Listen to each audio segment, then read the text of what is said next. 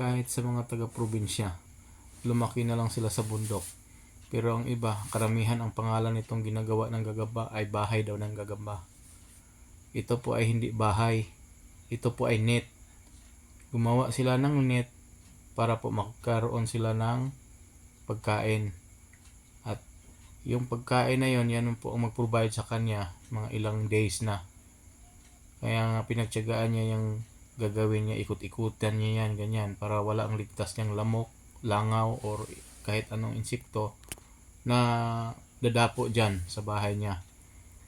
At nakaka-inspire talaga kapag napapanood mo yung isang gagamba na gumagawa ng bahay mag-isa. At ikumpara natin sa ating sarili na kaya nila mabuhay na mag-isa.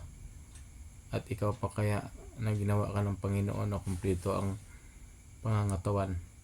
Yan sila, inaabangan lang nila yan kung may dadapo dyan na insekto, saka na sila makakain. Paano kung wala dadapo? Di wala silang makakain sa buong gabi o umaga. Kasi sa umaga, doon na yan sila sa bahay nila matutulog. Yung parang maliit na sa ilalim ng dahon, yun ang tunay na bahay nila. So, para hindi na siya mahirapan maghanap ng pagkain, may insekto ditong nalaglag sa may sahig namin, ito na lang ibibigay ko sa kanya. Yan o, ibibigay ko sa kanya. Yan na, tulog na siya. Ibigay ko. Ayan, ayan na. O, tingnan nyo. Diba? Diretsuhin ka agad niya ng babalutin talaga niya yan sa kanyang anong tawag nitong sapot mo sa Bisaya. Ikot ng ikot, kahit ano na yan. Patay na. Basta, ang sure ball talagang galaw niyan. Yan o, tingnan mo. Fast forward natin. Tuwang-tuwa naman siya na may hulog ng langit na bigla sa kanyang bahay.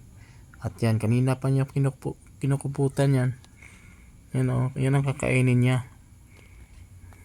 Yan o, dito na sa bahay yan to eh. Yan o. Ayan, sa hala namin o, ayan. Sa gilid lang ng bahay eh. Ayan o, nandito pa nga kami sa labas o. Yan o, ayan. Baby nandyan din. Yan, kakain na siya o. Pinakain ko yung spider.